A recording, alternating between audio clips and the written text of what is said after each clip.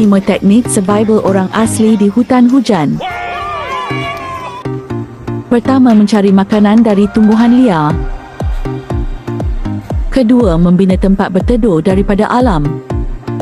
Ketiga, menggunakan teknik memburu tradisional. Keempat, membuat api tanpa menggunakan mancis. Kelima, menentukan arah dengan alam sekitar. Anda belum pernah ke Taman Negara dan Gua Kota Gelanggi? Sila hubungi kami dengan segera.